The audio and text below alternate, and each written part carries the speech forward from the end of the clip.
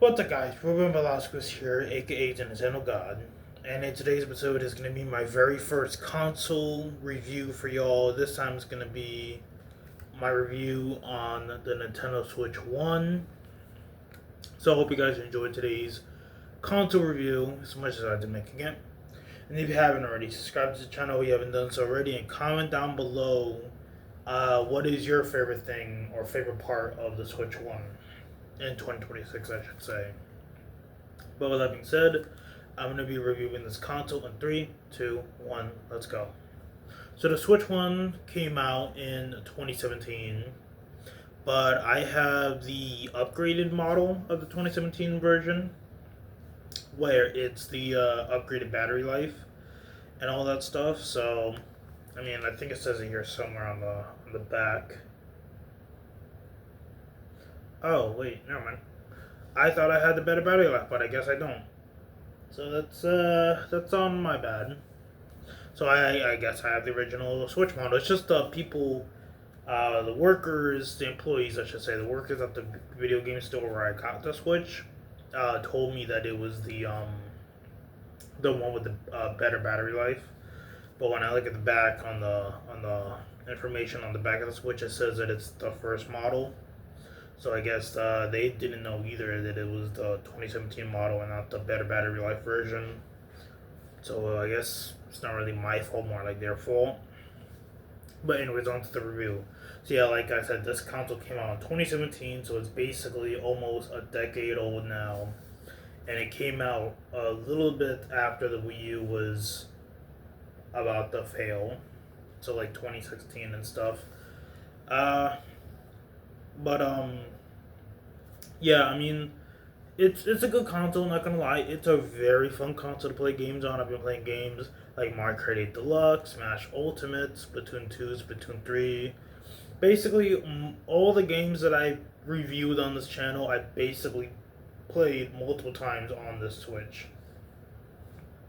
So like Mario Odyssey, Breath of the Wild, Tears of the Kingdom, Mario Kart 8, like I said, Smash Ultimate, like I also said, all those games I played hundreds of hours at this point, and I just still find fun times to be had with those games on the Switch. Now, I do know that Switch 2 has been out for about a year now. I think a little bit over a year. Like there's been a year and like a couple months. But and of course I don't want to say this is worth it in 2026 because I've already made a video about that. Is about if the Switch One is worth it to buy and play in 2026. So if you want to see that video, I highly recommend you watch that to get my thoughts on is the Switch One worth it in 2026. But yeah, so the Switch One is a pretty old console at this point. Can't play most of the newer games that are coming out nowadays because they just can't. They either can't run on the Switch One or they run very poorly. But other than that, it's a very good console to own. Like if you want a portable console, like portable Nintendo console, but can't afford a Switch 2 yet, Switch 1 is right there for only like 350 bucks. I mean, I got my this Switch for only 185 bucks, which is not bad for a console that's almost a decade old. That's not bad, because other Nintendo consoles that are much older than the Switch One, like the Wii U, the Wii, the 3DS. 3DS, I believe, is the most expensive handheld console from Nintendo that I've been seeing in stores recently. Like the new Nintendo 3DS XL that I've been seeing in my local retro store is almost 300 bucks. It's almost $300 for a new 3DS XL.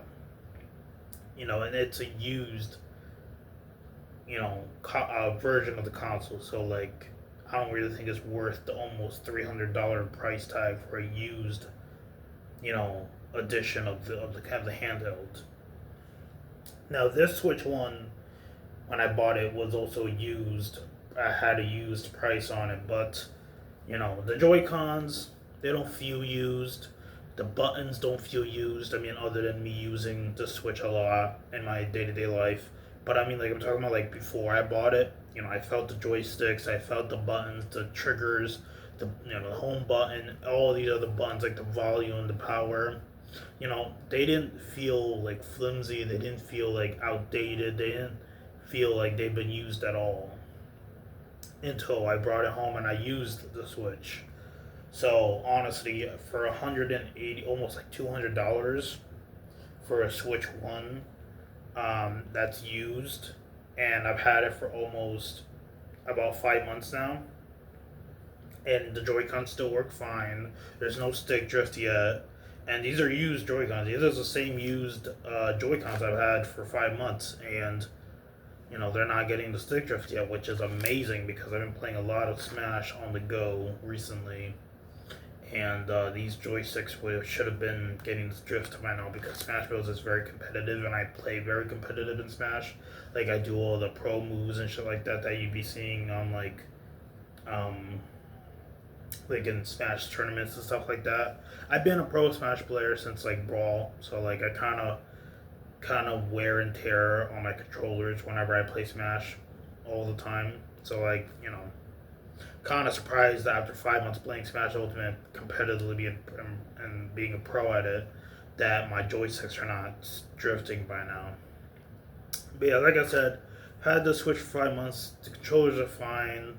I think there's like a few scratches, but that's about it. But that's only because like of the screen, I guess. Like I don't even think there's any. I mean, yeah, there's some dust and dirt on the screen, but that's only like after leaving the Switch in the dock for like every single day. There's only a few times I leave it undocked, and that's if I'm doing DoorDash or something, or if I'm going to Willimantic to see my family, and if I want to, play. Sorry, hiccups. And if I want to play with my cousins or my brother or my sister, and I want to, play with them, like this, like co-op and shit, like in Mario Kart or Smash, then I bring my Switch, on the go. I normally don't bring my Switch One everywhere, like on the go or anything,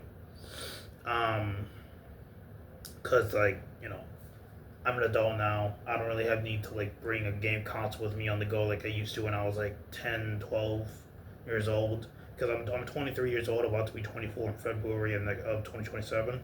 So like, it's kind of hard to be bringing a home handheld console with me everywhere I go like I used to as a kid. But I guess that's just part of growing up and stuff. Now, if the Switch came out in like 2011 instead of the Wii U, and it had the same capabilities that like it does now, but like in 2011, I'd probably be bringing the Switch around me, around places a lot more than I do nowadays.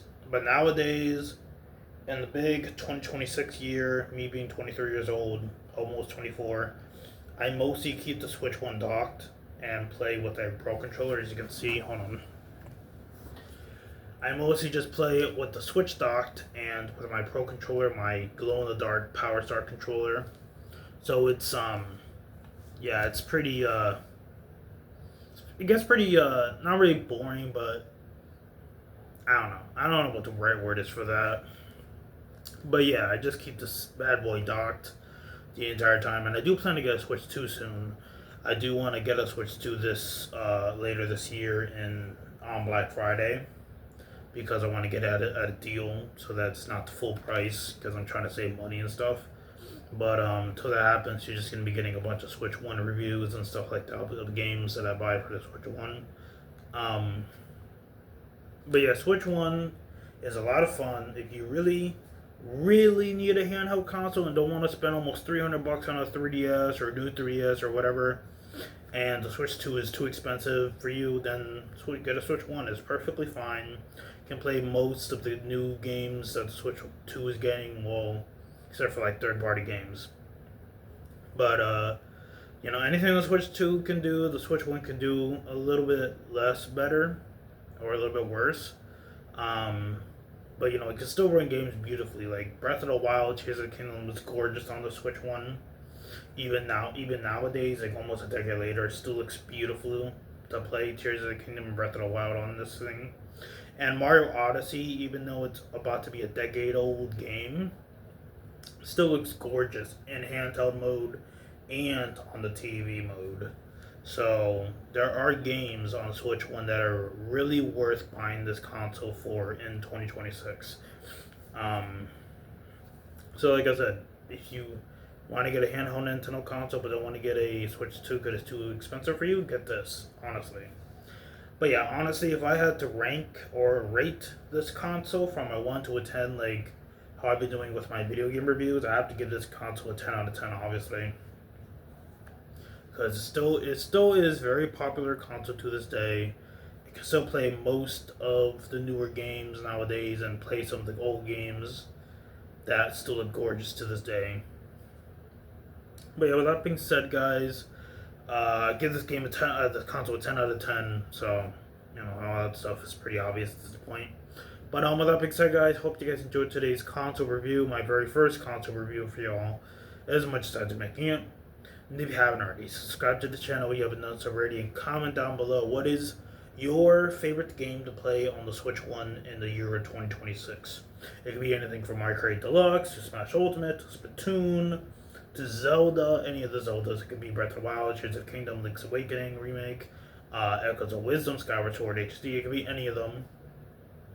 And just tell me in the comment section what is your favorite Switch 1 game to play in the year 2026. But with that being said, hope you guys enjoyed the video. This is Ruben Velasquez, aka the Nintendo Gods, signing out. Peace. Bye, guys.